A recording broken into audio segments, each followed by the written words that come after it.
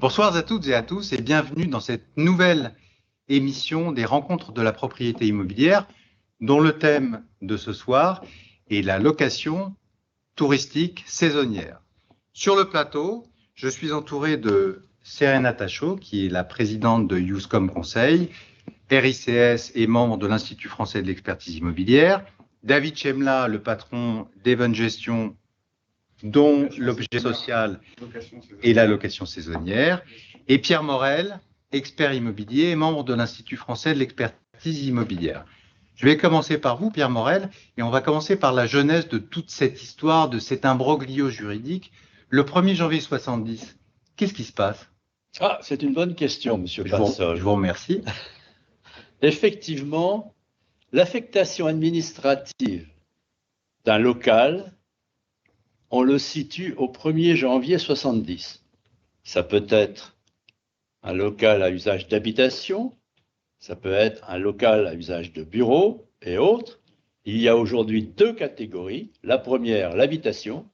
La seconde, à usage autre que l'habitation, qui inclut bien entendu bureau, commerce, boutique, hôtel, etc. Donc le changement d'affectation, comment est-ce que ça se passe? Alors, il faut d'abord souligner le principe de l'indépendance des législations. On est dans le domaine, quand il s'agit du changement d'usage, on est dans le champ du Code de la construction et de l'habitation. Dont on va nous parler tout à l'heure, Serena Tachaud. Qui est la spécialiste du changement d'usage. Pour ma part, je parlerai du changement de destination qui relève du Code de l'urbanisme. Sous-entendu, c'est le permis de construire, permis de démolir, permis d'aménager éventuellement, et également la déclaration préalable de travaux. Voilà. Changement de destination. Autrement dit, l'urbanisme s'occupe du droit des sols, l'usage s'occupe des logements, de l'affectation au logement. Mais en fait, le Code de l'urbanisme a pour objectif de créer un aménagement du territoire harmonieux, alors que la problématique et les enjeux de la réglementation relative à l'usage a pour objectif de sauvegarder, de préserver le logement. Le parc immobilier de logement. Alors justement, vous êtes spécialisé, vous êtes l'un des spécialistes nationaux sur le changement d'usage. Comment est-ce que ça se passe? J'ai un appartement de l'autre côté de la rue, j'aimerais bien, parce qu'il y a des loyers qui sont quand même plus importants en matière de location saisonnière, dont on va parler tout à l'heure David, j'aimerais bien le louer à des touristes américains qui reviennent en masse à Paris. Oui. Comment est-ce que ça se passe? Qu'est-ce que je peux faire par rapport à cet usage? Alors, au niveau de l'usage des locaux, déjà, il faudra faire une première distinction si le local est commercial ou s'il s'agit d'habitation. D'accord. S'il s'agit d'habitation, il faudra procéder en plusieurs étapes. La première étape étant d'obtenir une autorisation de changement d'usage. Et donc, effectivement, il faudra acheter des commercialités. Donc, la réglementation actuelle est à Paris. Je vais raisonner à Paris, il faut trouver la commercialité dans le quartier administratif de l'arrondissement. Actuellement, il y a 4 quartiers administratifs par arrondissement. Donc, autant vous dire que c'est un parcours du combattant, et que c'est particulièrement compliqué, au-delà des contraintes liées à la surface, aux qualités équivalentes des locaux, etc., de compensation, ou faire en compensation. Donc voilà, ça c'est la première étape. Ensuite, la seconde étape consistera, dès l'obtention de cette autorisation de changement d'usage, à obtenir un changement de destination. Donc l'autorisation de l'urbanisme, dont parlait Pierre Morel tout à l'heure. Absolument. Et qui d'ailleurs, dans ce cadre-là, supposera de payer une taxe de création de locaux commerciaux, qui est due et dont la valeur augmente chaque année au 1er janvier.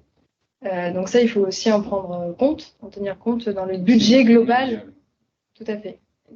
En tenir compte dans le budget global de la transformation, j'ai envie de dire, en location touristique, effectivement, des locaux. Donc sinon, autre possibilité, s'il s'agit de locaux commerciaux, et comme l'a rappelé M. Morel, dont la date de référence est le 1er janvier 70, et donc on attend une photographie de l'usage en 1970. Donc, si cette photographie permet de justifier que c'était commercial, et que donc les locaux sont commerciaux, qu'il n'y a pas eu de transformation entre-temps en habitation d'un point de vue urbanisme, à ce moment-là, aujourd'hui, on peut transformer des locaux commerciaux, bureaux, peu importe, restaurants, etc., en hébergement hôtelier. Et à ce moment-là, il faut faire une déclaration préalable de travaux sans passer par la case changement d'usage. Alors, je suis quand même un peu perdu dans ces propos. Ça veut dire qu'il faut se rapprocher de spécialistes Tout à fait. dont vous faites partie. Alors, c'est une véritable activité. 100%. Vous vendez de la commercialité, vous en achetez, vous Oui, transformez des Alors, appartements. Non, moi, je ne vends pas ou je n'achète pas de commercialité. La commercialité n'est pas stockable. Donc, il ne peut pas y avoir Un sac. bourse de commercialité. Mais effectivement, on va mettre en relation acquéreurs et vendeurs, et de sorte que les vendeurs puissent vendre leur commercialité, obtenir donc la valeur vénale, obtenir la contrepartie, le prix de cession de cette commercialité, qui permet de payer tout ou partie des travaux, par exemple, ou autre. Ils peuvent l'utiliser pour autre chose. Et à l'inverse, les acquéreurs obtenir l'autorisation dans le but de louer leurs locaux, donc soit à usage de bureau, hôtel, Airbnb. Il peut s'agir aussi de régularisation administrative. Il n'est pas rare, effectivement, de rencontrer des dossiers de régularisation administrative où ça fait des années que des sociétés sont dans des locaux et il n'y a pas eu de sanctions, ils n'ont pas été retoqués par l'administration. Et par pure bonne foi, ils vont régulariser leur situation, donc ce qui ne pose absolument d'ailleurs aucun sujet, bien au contraire avec l'administration. Et donc, dans ce cadre-là, acheter la commercialité qui, je le rappelle, doit respecter beaucoup de critères pour être considéré recevable. Dans la proximité d'un des 4 quartiers de l'arrondissement. Alors, pour le Airbnb, oui. Pour le bureau, ça va être en fonction de l'arrondissement, du secteur et de la réglementation qui est applicable. Et ça dépend aussi de chaque ville, hein, ça diffère d'une ville à l'autre. Mais effectivement, donc, l'administration sera favorable en fonction de la commercialité qui sera apportée. Donc, il y a un ensemble de critères à respecter qui fait que la recherche peut être plus ou moins longue et parfois très très longue. Donc, pour les Airbnb, c'est déjà arrivé qu'on ait besoin je ne sais pas, que ça va être plus d'1 an, voire de plus de 2 ans pour trouver de la commercialité et être en fait. Il y a même des quartiers où il y a des listes d'attente, plusieurs milliers de mètres carrés de listes d'attente qui attendent de se transformer en commercial, notamment dans le 2e arrondissement, dans le 8e arrondissement aussi beaucoup. Parce que moi, je fais souvent appel à Serena Tachot pour dès qu'on a des clients qui sont intéressés à transformer en Airbnb, on dit vulgairement, mais bon, en meublé touristique dans Paris. Et donc, il y a des quartiers où c'est plus ou moins facile, des quartiers où c'est très, très compliqué. On a une liste d'attente qui peut durer même plusieurs années et les prix s'envolent. Les prix s'envolent dans le 8e, ça peut même monter jusqu'à... Oula, Ouais. c'est des prix au foncier, donc on peut atteindre des prix de 10 000, 13 000. En tout cas, c'est ce qui se pratique. Je ne dis pas que j'adhère à ces prix-là. Ouais. Bien au contraire, je trouve qu'un prix juste par rapport à l'offre et la demande actuellement se situe plutôt sur du 5 000 euros hors taxe le mètre carré en coefficient 1. Donc, ce qui en coefficient 2 représente la moitié de cette valeur. Mais aujourd'hui, effectivement, en coefficient 1, il est déjà arrivé qu'on ait affaire à des dossiers, pas forcément qu'on ait suivis, mais en tout cas entendu parler d'opérations qui se sont faites à 10 000 ou 12 000 euros le mètre carré, qui encore une fois, nous, on considère que c'est pas un prix juste. J'imagine à vous entendre, il doit y avoir des arrondissements de Paris qui sont plus privilégiés que d'autres, notamment ceux du Triangle d'Or, et qu'il y a des arrondissements périphériques dans lesquels la commercialité, déjà, il faut qu'elle trouve un acquéreur. Et si elle trouve un acquéreur, le prix doit être très faible. Alors, effectivement, c'est dans le 8e arrondissement qu'on rencontre ces prix de 13 000 euros le mètre carré en coefficient 1, qui, encore une fois, je le rappelle, on divise par 2 quand il s'agit de logement privé, de transformation en logement privé. D'accord. Donc, après, en fonction des arrondissements, dans le 20e arrondissement, on n'est pas du tout sur les mêmes valeurs, où il y a très peu de demandes. Et finalement, en pratique, il y a beaucoup plus d'offres. D'accord. Donc, si j'ai 200 mètres carrés de commercialité boulevard de Belleville, c'est pas sûr que vous puissiez me les vendre. C'est pas certain. Et en plus, ça dépend de la qualité de vos locaux, ça dépend de la localisation, s'ils sont en étage, s'ils sont en rez-de-chaussée. Donc, en fait, vous m'encouragez. Serena, le marché de la location saisonnière, est-ce que c'est un phénomène parisiano-parisianiste ou est-ce qu'il peut y avoir d'autres marchés en France, par exemple à Lyon, à Toulouse, à Bordeaux? Il me semble que l'article 631.7 concerne les villes de plus de 200 000 habitants. Donc, comment ça se passe ailleurs? Alors écoutez, ailleurs, la réglementation relative à l'usage dépend finalement des règlements municipaux. Ouais. Donc il y a des conditions strictes qui sont fixées dans les règlements municipaux. D'accord. Aujourd'hui, les changements d'usage vont essentiellement concerner avec le rachat de commercialité, j'entends, parce qu'il existe aussi des autorisations personnelles de changement d'usage. Donc on va exclure cette catégorie d'autorisation. Mais pour ce qui concerne les autorisations de changement d'usage soumises à compensation, elles vont essentiellement concerner dans les autres villes hors Paris les Airbnb, les meublés touristiques et d'affaires. Donc, effectivement, aujourd'hui, si on devait parler de marché, on dirait effectivement que le marché est essentiellement parisien. D'accord. Voilà. Mais je tiens à préciser tout de même que, à mon sens, il ne s'agit pas de marché puisque l'offre et la demande ne se rencontrent pas nécessairement, comme on l'a vu tout à l'heure, comme je vous ai expliqué, pour la quantité d'offres qu'il y avait dans le 20e, tandis qu'il n'y a pas de demande, et à l'inverse, la rareté de l'offre dans le 8e, tandis que la demande est énorme. D'accord. Ça va nous permettre de passer la parole à David Chemla. Vous êtes spécialiste de location saisonnière. Nous, on est une société de location saisonnière et de transactions, principalement. Donc, on fait aussi beaucoup de transactions de locaux type Airbnb. Oui.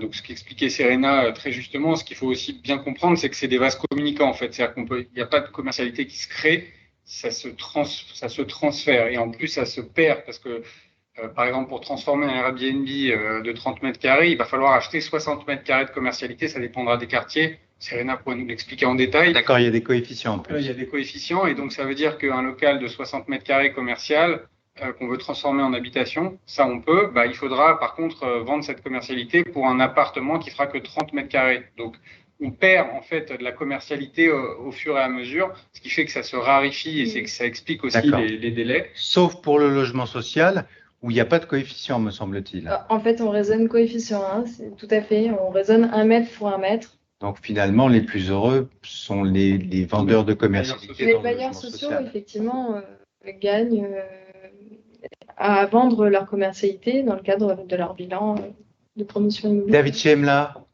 oui. Aujourd'hui, on en parlera tout à l'heure avec la révision du PLU à Paris, on a quand même une certaine instabilité législative.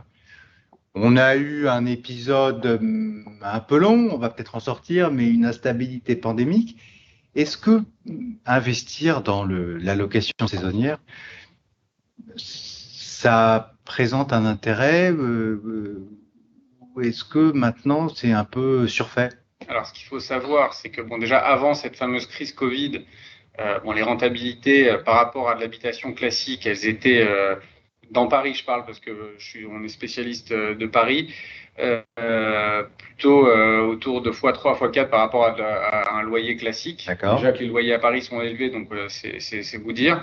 On a beaucoup de locaux d'ailleurs, dont un que Serena nous a transformé, qui sur un loyer de 1 400 € faisait 5 000 € par mois en Airbnb.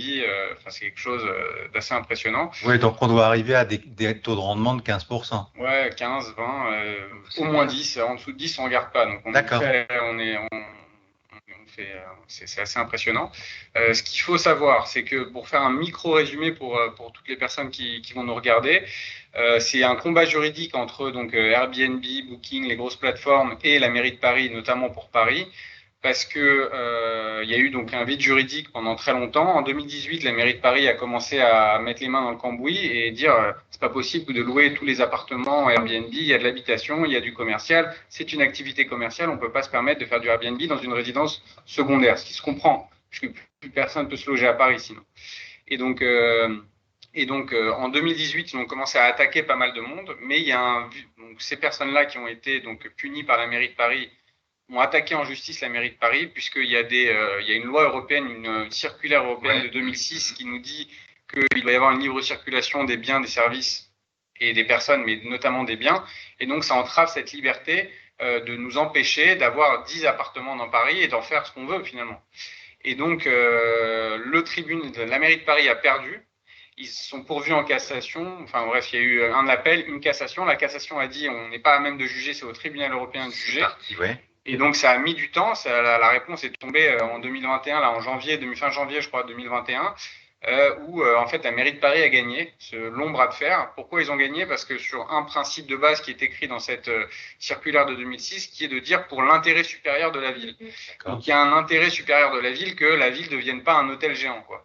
Et donc, en tout cas, ça a penché du côté de la mairie de Paris, ce qui n'est pas forcément une mauvaise chose pour réguler tout ça, ne serait-ce que déjà pour tous ceux qui en ont déjà des Airbnb, ça va être super, puisqu'il y a à peu près, aujourd'hui, ils estimaient sur les 70 000 Airbnb qu'il y avait dans Paris avant la crise du Covid, il y en a déjà entre 20 et 30 000 qui vont s'enlever parce qu'ils n'étaient pas légaux. Ouais. Parce qu'il faut savoir qu'en fait, une résidence principale, c'est 120 jours par an maximum. Ouais. Une résidence secondaire, c'est 1 jour, c'est interdit. C'est totalement interdit. Donc, il faut avoir un local commercial, donc d'où l'intérêt de la commercialité, et il faut ensuite le transformer, comme l'expliquait brillamment Pierre tout à l'heure. Donc, le bien est commercial. Ensuite, il y a une sous-destination, si je ne me trompe pas, qui est donc, en l'occurrence, résidence touristique. Donc, il y a quelques critères qui sont assez basiques à remplir pour finalement pouvoir être éligible à l'hébergement touristique. Une fois qu'on l'a, pour la mairie de Paris, on est comme un hôtel, si vous voulez. Donc, si on est un hôtel, voilà, c'est fini. A priori, on ne pourra pas nous le changer. Donc, c'est pour ça que je conseille, moi, à tous mes clients, tous mes collègues, tous ceux avec qui on travaille, de tout de suite faire les changements parce que beaucoup me disent oui, mais si je suis commercial, de toute façon, c'est bon, je fais ce que je veux. Le changement de destination, voilà, le changement de destination, c'est très rapide. Voilà. En général, on fait faire ça par des professionnels, soit des architectes, soit des brokers en commercialité, par exemple, qui connaissent bien les us et coutumes au niveau de l'urbanisme pour que ça passe et qu'il n'y ait pas de soucis. Et au moins, après, on est tranquille. C'est pour pas rester dans cette instabilité, si vous voulez, chronique, de se dire demain, ça va changer, après-demain, ça va changer. Faisons les trucs dans les règles depuis le début. Nous, on gère une soixantaine de biens, entre 50 et 60 biens dans Paris. Et 100% ou 99%, certains sont en cours de finition, sont hébergements touristiques ou meublés touristiques ou alors des résidences principales de certains de nos clients. D'accord. Alors, moi, j'ai une question indiscrète à vous poser. Mars 2020, il me semble que c'était le 13 ou le 14. Ouais. On ferme tout. Ouais. Qu'est-ce qui se passe pour votre activité? Alors, déjà, elle n'a pas été totalement morte. Les quartiers ultra touristiques de Paris, qui sont, on va dire, pour faire large, les 9-10 premiers arrondissements de Paris, ça a été très compliqué. Ouais. Pour le reste, les quartiers, on va dire, un peu plus périphériques, il y a beaucoup de familles qui ont profité pour venir voir, par exemple, leurs enfants qui faisaient des études à Paris, louer des Airbnb. Il y a des quartiers où ça s'est plutôt pas mal passé. On a eu pas mal de problèmes, énormément de problèmes. Maintenant, on a réglé ça en surveillant beaucoup mieux, mais avec beaucoup de personnes qui venaient pour faire des fêtes parce qu'ils ne pouvaient pas se retrouver, on ne pouvait pas sortir. Donc, il y a eu des soucis avec tout ça. Mais globalement, là, on est en train d'en sortir. Là, ça fait depuis les annonces de Macron qu'on commence un petit peu à sortir la tête de l'eau. On était sur 10% de remplissage pendant un an, à des prix presque 50% inférieurs à la norme. Là, on est revenu sur des prix entre 20 et 30% en dessous de la norme, je parle de d'avant Covid, et sur des remplissages autour de 40%. Donc déjà là, on est déjà plus rentable que l'habitation. On a d'ailleurs certains des locaux ont été loués en bail mobilité, vous savez, ces nouveaux baux qui ont été créés principalement pour les étudiants, mais qui ont servi à pas mal de monde qui ont été en transit à Paris. Et donc là, l'activité est clairement en train de repartir. Si on a un bien qui est commercial, hébergement touristique ou meublé touristique et d'affaires, en fonction on peut être tranquille, d'après moi, parce que le seul risque maintenant, si vous voulez, c'est que la mairie de Paris dise c'est interdit de faire du Airbnb dans Paris. Ça, c'est interdit. Oui. Ça n'arrivera pas pour deux raisons. C'est déjà, on a des jeux en 2024 à Paris et on a un déficit de places d'hôtel qui est abyssal et qu'on est en train d'essayer de combler. Il y a des hôtels qui se créent partout. Je ne sais pas si vous avez remarqué, là, il y en a juste un pas loin de vos bureaux d'ailleurs, qui est un très bel hôtel qui est avenue d'Elo, qui est en train de se construire. Et donc, si vous regardez le projet de Madame Hidalgo pour la mairie de Paris qui combat les Airbnb comme jamais, elle ne parle que de Airbnb dans son rapport qu'elle a rendu pour les JO. Donc, il y a Airbnb tous les 2 pages. Ça va être du Airbnb temporaire. Après, on la transformera en habitation, non? Je plaisante. Non. De toute façon, une fois qu'on est commercial, hébergement touristique, on n'a plus trop vocation. Après, il y a un sujet. Alors ça serait intéressant d'en parler peut-être pour vos clients. Si quelqu'un loue, par exemple, son Airbnb pendant 2 ans d'affilée en se disant le Covid, ça risque de durer très longtemps, peut-être Serena pourra beaucoup mieux vous en parler que moi, puisque il va y avoir potentiellement un petit problème sur la commercialité. Parce qu'en fait, la commercialité, c'est quelque chose d'assez fragile. Si on la circonscrit bien, on est tranquille. Mais voilà, moi, je conseille vraiment à tout le monde déjà de faire appel aux experts comme nous, Serena ou Pierre.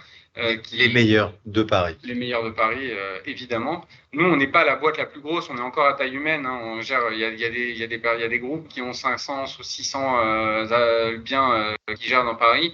Nous, on est encore sur 50-60. On fait appel aussi souvent, peut-être que vous allez me poser la question d'ailleurs, parce que c'est une des questions récurrentes de tous les investisseurs et de nos clients. Sous quelle forme, finalement, il faut acheter? Oui, je voulais vous la poser justement. Ça tombe bien, j'ai lu dans vos pensées. Merci. Donc, il y a 4-5 paramètres principaux. Donc, ça va dépendre de chacun. Les revenus, le patrimoine, le taux d'endettement, le régime matrimonial, est-ce qu'on est marié, est-ce qu'on est divorcé, pacsé, etc. Et puis bon, le niveau de revenu, je pense que je l'ai dit d'ailleurs. Et donc, en fonction de ces paramètres, alors là, par exemple, est-ce qu'il faut mieux faire un LMNP, une SCI, tout ça, n'hésitez pas à nous contacter et on vous racontera en détail ce qu'il faut faire pour votre cas précis. Alors, vous avez l'air extrêmement positif, mais est-ce que le marché va repartir? Parler des JO, de meublé touristique à la hausse. Je vais essayer de vous faire rêver un petit peu. Faites-moi rêver. Un petit peu, parce que ça fait 1 an qu'on souffre. Moi, dans le cadre de notre activité, on fait aussi beaucoup de transactions. Donc là, on est sur certaines ventes d'hôtels. Donc, on parle avec beaucoup d'hôteliers, énormément d'hôteliers. Toutes les études sont unanimes, mais vraiment toutes les études sont unanimes pour dire tous les grands cabinets desquels Macron faisait parfois appel pour d'autres sujets. Sont unanimes pour dire que 2022 sera une année exceptionnelle en tourisme. Évidemment, sous condition qu'il n'y ait pas des variants qui nous changent encore la donne, on ne sait jamais. Mais tout le monde est unanime pour dire qu'à partir de 2022, ça va être une année exceptionnelle parce que vous savez ce qu'on appelle le revenge travel. C'est-à-dire que les gens, ils n'en peuvent plus, quoi. Ils n'ont qu'une envie, c'est de venir. Paris, c'est une ville musée. C'est tellement beau, il n'y a pas une rue qui n'est pas un musée en soi, quasiment. Donc, 2022 devrait être une année extraordinaire. Là, la reprise se fait étape par étape avec les ouvertures. Ensuite, 2023, ça va être sûrement dans le prolongement. 2024, c'est les JO. Parlez à tous les hôteliers, ils vous diront que des JO, on a des répercussions minimum sur 2-3 ans, parce que vous savez, dans tous les pays, ils font des reportages sur la ville de Paris, donc d'un coup, tout le monde a envie de venir à Paris, quoi, ce qui est normal. Et même nous, quand on voyage, on revient au bout de 2 semaines à Paris, on se dit waouh, quelle ville fabuleuse, quoi, finalement. Donc moi, je pense que l'avenir est très rose pour tous ceux qui font les choses dans les règles. Surtout que là, maintenant, la mairie de Paris, vraiment, moi, j'ai reçu beaucoup de mails de la mairie de Paris en disant prouvez-nous que ce local est commercial, prouvez-nous que vous avez bien fait toutes les démarches. Le modèle C, par exemple. La déclaration préalable. La déclaration préalable, ils ne nous la demandent pas encore, justement, parce que pour l'instant, ils veulent s'attaquer aux résidences secondaires des gens qui font ça en sauvage. Et donc, moi, je connais beaucoup de gens qui faisaient ça un petit peu par-dessous le manteau, comme on dit. Et maintenant, ils retirent tous parce qu'ils ont peur. On reçoit des mails régulièrement. Donc, il va y avoir entre 20 et 30 000 Airbnb sur les 70 000 à Paris qui vont disparaître, qui ont déjà commencé à disparaître. Il y en a déjà plus que 20 000 en moins sur la plateforme à Paris. Et donc, ça va faire faire augmenter les prix, etc. Donc, pour tous ceux qui sont propriétaires, j'encourage tout le monde aussi à prendre un gestionnaire, nous, idéalement, mais un autre aussi. Il y a beaucoup de très bons sur le marché, il n'y a pas de souci. Et puisque gérer ça tout seul, c'est vraiment, on se fait appeler des fois à minuit, 1h du matin, je suis sorti, j'ai laissé mes clés dedans, j'ai un problème avec mon chien. Donc, parce qu'on rappelle que le logement, enfin, la location meublée touristique est louée à la semaine, parfois pour 3 jours. Il faut aller changer les draps, il faut faire le ménage, il faut changer les ampoules. Donc toutes les semaines. Un turnover voilà, il y a un vrai turnover, surtout en période, moi, sur beaucoup de biens en 2018, même en 2019 d'ailleurs, il y a des biens, on a fait 365 jours de remplissage. Pour vous dire que voilà, c'est quelque chose, en tout cas en période post-Covid, ça va être impressionnant, on va remplir entièrement, on est certain de ça. D'ailleurs, l'année Covid n'a pas été si mauvaise que ça parce que ça nous a permis vraiment de se structurer pour être prêt pour la reprise. La majorité des hôteliers, alors nous, en l'occurrence, pour parler d'event gestion, on n'a pas eu d'aide de l'État, zéro, puisqu'on était trop récent, on était dans ce flou juridique. Ceux qui ont été créés en 2019, voilà, on n'a pas pu avoir d'aide, mais j'en ai parlé avec beaucoup d'hôteliers. Cette année n'a pas été si catastrophique parce que finalement, ils ont quand même eu beaucoup d'aide. Et donc, je pense que si jamais le président laisse encore quelques mois pour le robinet ouvert. Voilà, le robinet encore un petit peu ouvert pour les hôteliers, il n'y aura pas trop de casse et ça va repartir comme en l'an 40. Écoutez, je suis ravi d'être entouré de gens aussi optimistes que vous. Pierre Morel, vous êtes expert immobilier. Alors, moi, je me fais l'avocat du diable. Je ne vais pas forcément être aussi optimiste que David, mais j'ai acheté une location meublée touristique pendant quelques mois, 1 an, voire un peu plus, parce qu'on va peut-être avoir un nouveau variant. Comment j'estime la valeur d'une location meublée touristique avec un rendement théorique, puisque je peux ne pas l'avoir loué pendant 12 mois, par rapport à un local d'habitation classique et un loyer classique? Bon, d'abord, ceux qui bénéficient de l'autorisation définitive du changement d'usage sont dans le cadre d'une rente de Ricardo, rente de situation exceptionnelle. À partir du moment où vous avez un appartement qui n'est plus un appartement, qui est maintenant un local à usage autre que l'habitation, avec, au regard de la destination, sous-destination, un local à usage de meublé touristique et d'affaires. Dans ce cadre-là, l'appartement, s'il était à usage d'habitation, si c'était dans le 16e, peut valoir 13 000 € le mètre carré. S'il est à usage autre que l'habitation, ça peut être 20 000, voire 22 000. Ah oui. On est dans un autre champ. Oui. En fait, il ne s'agit plus d'appartement. Il s'agit d'un local commercial. On achète une rentabilité. On achète une rentabilité, mais si vous voulez, ça peut paraître surprenant qu'on puisse quasiment doubler la valeur vénale. C'est le cas. Et pareil pour l'impôt sur la fortune immobilière, puisque l'administration fiscale peut très bien vous dire, vous avez un local à usage meublé touristique. Ah, mais c'est une problématique qui va se poser. Pour l'instant, l'administration n'est pas forcément avisée sur les valeurs vénales actualisées de ce type de produit. Mais elle n'est pas avisée, mais vous accompagnez un de vos clients pour une valorisation, place Saint-Sulpice, devant la commission de conciliation des services fiscaux. Vous dites quoi à l'administration fiscale? On dit la vérité. Ah, il faut toujours dire la vérité, parce que mentir, c'est un péché. Mais oui, absolument. Bon. On dit la vérité. Mais c'est pas un délit en France. Bien. Non, mais pour conclure, moi je voudrais dire que dans l'obsession justifiée de la mairie de Paris, de la ville de Paris, c'est de préserver l'habitation. Il faut bien savoir que les touristes qui vont louer vos locaux, David, ce qui les intéresse, c'est de se comporter en Parisien à Paris. Exactement. C'est l'esprit. Ils pourraient aller à l'hôtel. Si c'était un couple, ils pourraient aller à l'hôtel. S'il y avait beaucoup d'enfants, non. Mais ils veulent se comporter en Parisien, c'est-à-dire, grâce à vous, ils vont pouvoir être dans un immeuble haussmannien, cohabiter avec des Parisiens, aller chercher leur baguette de pain, voire aller prendre le petit déjeuner. Voir la gardienne le matin. Vous voyez combien c'est un vrai parcours du combattant. Serena Tachot le soulignait tout à l'heure. Encore, elle a été modeste. Oui, et il est bien évident que l'idée de la mairie de Paris, et que l'on peut comprendre, c'est que tout soit mis en œuvre pour que rien ne se fasse.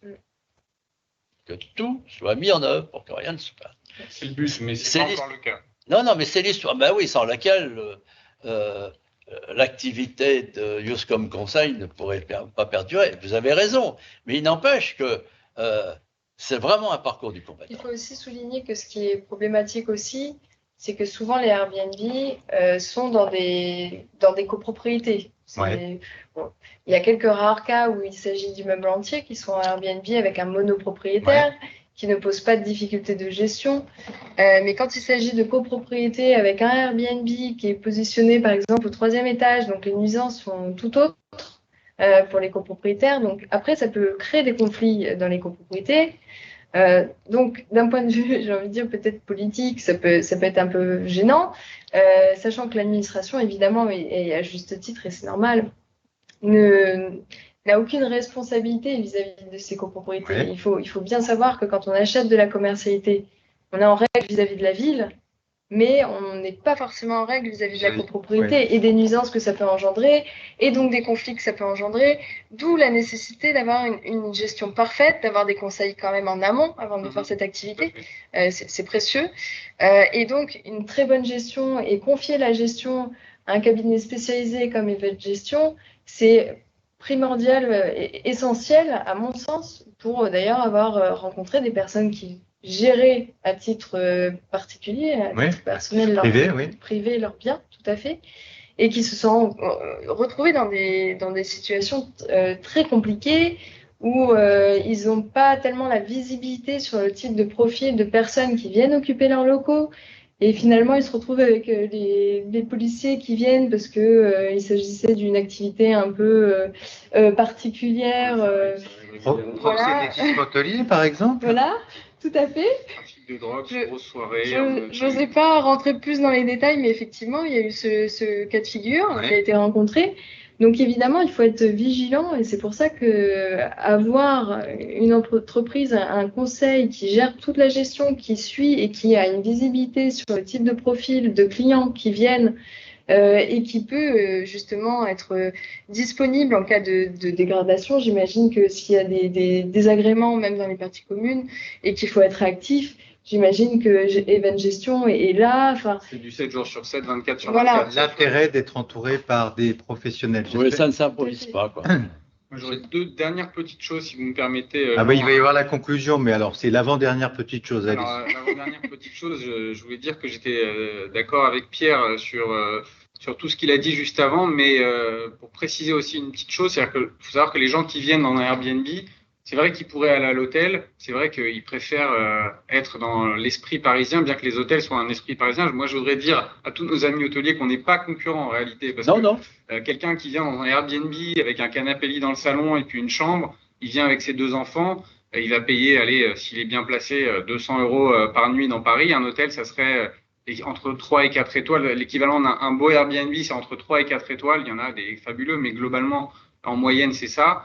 Ça n'a rien à voir avec l'hôtel. L'hôtel, c'est ménage tous les jours, petit-déj, etc., etc. Nous, on fournit pas ces services-là, bien qu'on essaie de s'approcher un peu de la qualité du service hôtelier, mais on n'est pas concurrents. Ces gens-là ne pourraient pas se payer l'hôtel, a priori. Ils font ça justement pour arbitrer. Est-ce que je sors à Paris ou est-ce que je prévois l'hôtel et où je vais pouvoir aller que dans les jardins et pour aller au resto, c'est un soir sur 2, etc. Donc, c'est pas du tout la même typologie de clientèle. Airbnb a révolutionné un petit peu le voyage, c'est-à-dire qu'on voyage plus pareil. Aujourd'hui, j'ai des appartements, j'en ai un qui fait 18 mètres carrés, vraiment petit. Pour combien de personnes? 4 personnes. Enfin, c'est-à-dire qu'il y a un canapé lit et un lit. Les gens, ils viennent pour dormir et ils sont jamais dedans. Et il a des excellentes notes, c'est incroyable. D'ailleurs, moi, je voulais pas le prendre, je l'ai pris parce que c'était un ami. Je lui ai dit, franchement, gérer un truc comme ça, c'est compliqué. Et il s'avère que les gens sont très contents parce qu'ils viennent pour dormir, de temps en temps se faire le café le matin et ensuite, ils ne sont pas dans les biens. Donc ça, c'est une des choses que je voulais dire. Et puis, sauf partant de Covid où ils sont obligés de rester enfermés. Ouais, bon, c'est fini ça. Maintenant, on sort. On est optimiste. Voilà, on est optimiste, toujours optimiste. Pierre Morel, le mot de la fin.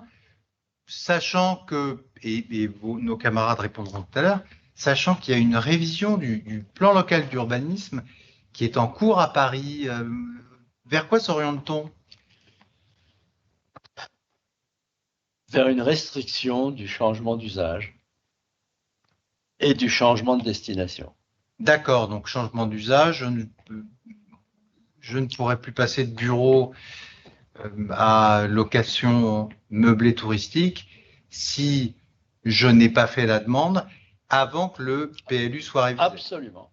Donc ça veut dire que vous avez posé la bonne question et la bonne réponse. En 2022 ou en 2023, notre ami David aura moins de surface allouée dans son activité. On fera plus d'argent sur chacune.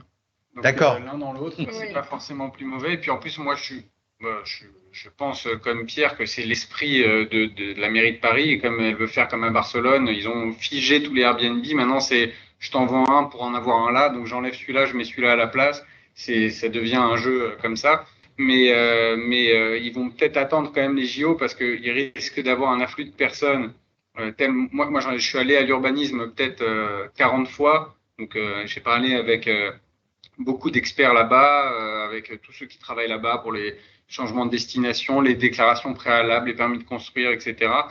Et ce qui se dit, c'est que voilà, après les JO 2024, ça risque de taper sévère, mais que là, ils ont entre guillemets un petit peu besoin aussi d'avoir plus de lits pour accueillir tous ces touristes. Il n'y a pas que les JO, parce que Paris est une ville extrêmement touristique qui accueille des dizaines de millions.